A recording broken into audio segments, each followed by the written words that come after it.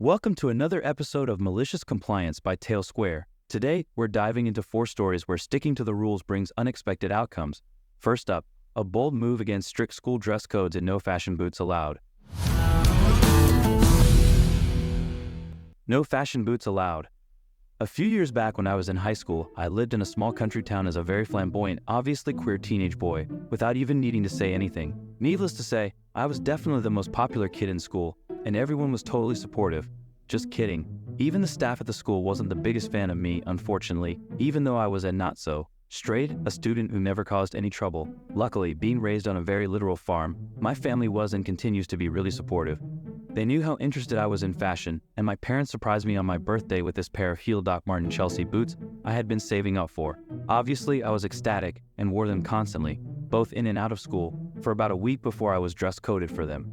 Unfortunately, this was not my first time being dress-coded because of my tendency to wear more feminine clothing. So, I had developed the habit of carrying the dress code pamphlet in my bag to prove my innocence because I really was never breaking any rules. They just happened to not like what I was wearing. I pointed out that there was nothing about boots or heels in the dress code, and my teacher just sort of scoffed at me and told me to go to the front office. Apparently, they had updated it, and if I had read the newsletter that morning, I would have known that.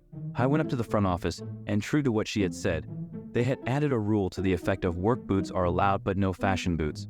Unfortunately, it was very obviously targeted because no one, male or female, was wearing anything like that except for me. My parents knew that too, and when I got home and told them about it, they were furious for me.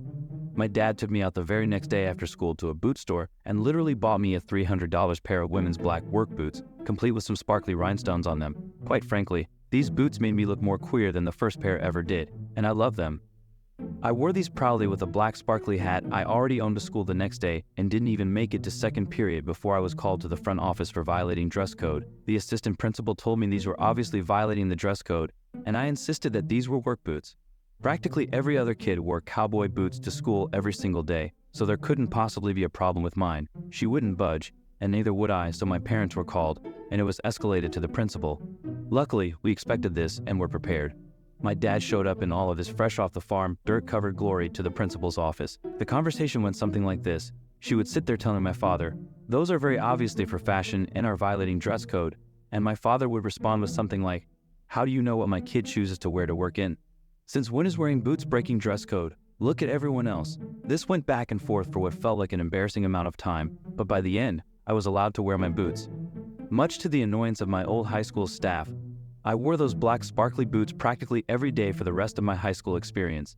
Then 3 years later, when I was long gone and in college, my little sister, an open and proud lesbian by the way, entered high school. We just happened to have the same shoe size, and I didn't mind loaning her the boots.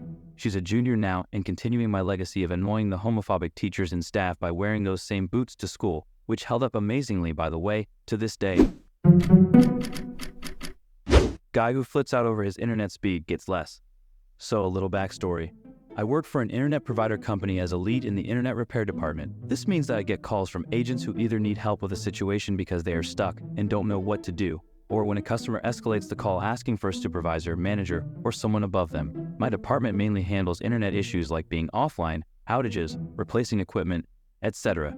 The other day was like any other.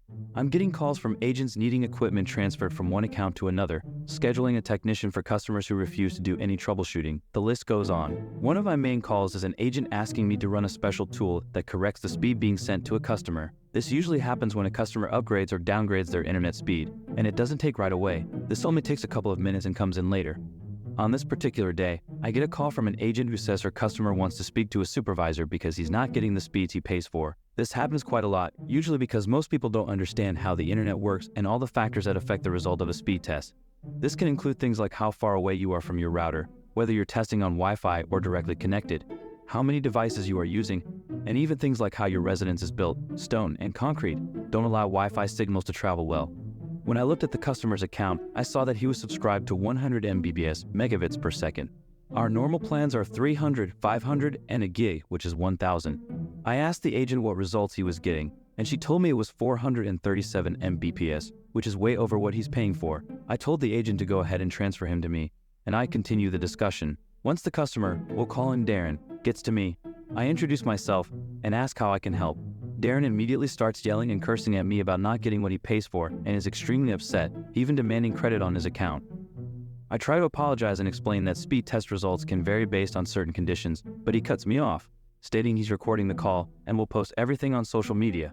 I tell him that's fine since all our calls are recorded for quality assurance purposes, and everything will be documented. Darren continues cursing, saying this is unacceptable, and that I should be ashamed for working for a company that doesn't provide what people are paying for. While he rants, I noticed that he had recently downgraded his internet plan from 500 Mbps to 100 Mbps 2 days ago. Now, as I mentioned before, sometimes the changes don't happen immediately, and we have to run a specific tool to fix it, which can happen if the modem hasn't been reset. I try to explain to Darren that he's actually receiving more than what he's paying for, but again, he cuts me off, stating he'll be reporting us to the SCC, BBB, and filing a lawsuit, all while recording our conversation. Now, normally, I wouldn't mind and would let the higher speed continue until the system automatically corrects it, but his attitude and rude demeanor made me feel otherwise. Cue the malicious compliance.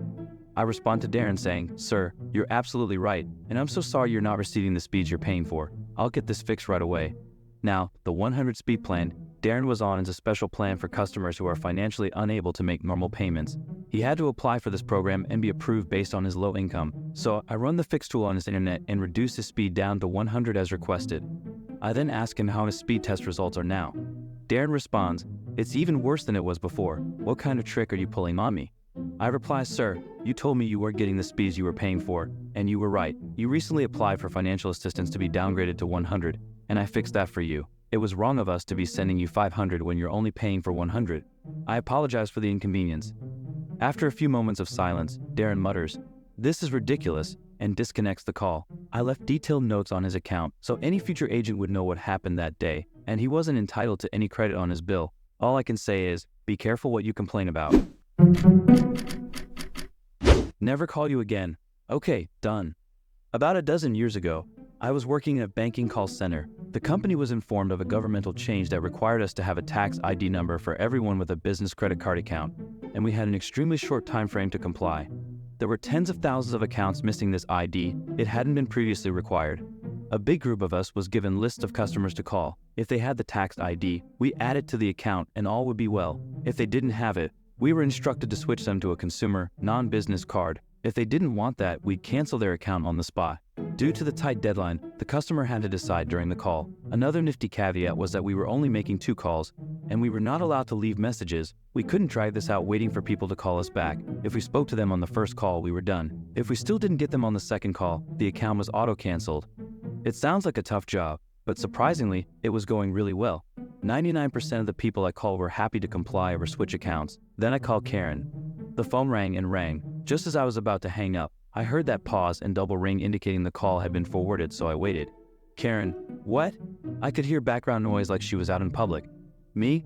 Hi, this is Jane Doe with X Bank, and Karen, why on earth are you calling my cell phone? Are you kidding me? I've told you people to never call this number. Me? I didn't. The call was, Karen. Oh my God, now you're going to lie to me. Listen closely, never call me again. I use your credit card for everything and pay it, so you have no reason to call me. Got it? Me? Yes, but phone disconnects. Malicious compliance kicks in. Okay, so I spoke to you, maybe a dozen words. You didn't provide your tax ID, and I can't call you back because you clearly said to never do that. Next button, cancel. Notes? Customer did not provide the tax ID and demanded we never call her again. I really hope she was out shopping and enjoyed the moment when her card got declined at the next store. We're not allowed to ship products using anything other than a certain company. Okay, sure. I work in the apparel industry, and one of our customers is a company that frequently finds itself on lists of top 10 companies in the Americas. From our location, one of their gigantic distribution centers, DC, is only about 90 minutes away. Once, when we processed a very small order for them, roughly 10% of our minimum order quantity, MOQ, we thought, instead of shipping it through ExpressX, why not just drop it off at their DC? The shipping address was to their DC, and it would get there faster and cheaper than using ExpressX. So we sent our driver there, but the DC refused to take delivery. No problem. We called the person in charge on their side at our company to explain the issue. Unfortunately, the person was extremely rude and simply said, "We do not intend to accept any deliveries made other than the contractual method of using ExpressX." They even fired off multiple emails to our VP president and our holding company's CEO about us not following the contractually required shipping method. Our driver came back, and we shipped the product via ExpressX as originally agreed upon. Fast forward to about 3 weeks ago. We get a frantic call for a decently large but extremely urgent order. No problem, we reviewed our timelines, estimated the work completion, and agreed on the shipping date via email. Even though they emphasized any means necessary to ensure it reached them by the shipping date, we still shipped through ExpressX, adhering strictly to their previous instructions. Cue the enraged phone calls and screaming matches. Our holding company's CEO escalated the matter above the vendor manager's head and went straight to their purchasing and inventory VP. We raised concerns about the manager's behavior, pointing out their prior emails about only using ExpressX and our compliance with the agreed shipping date. The trailer had been packed and sealed with the correct date, ready for pickup.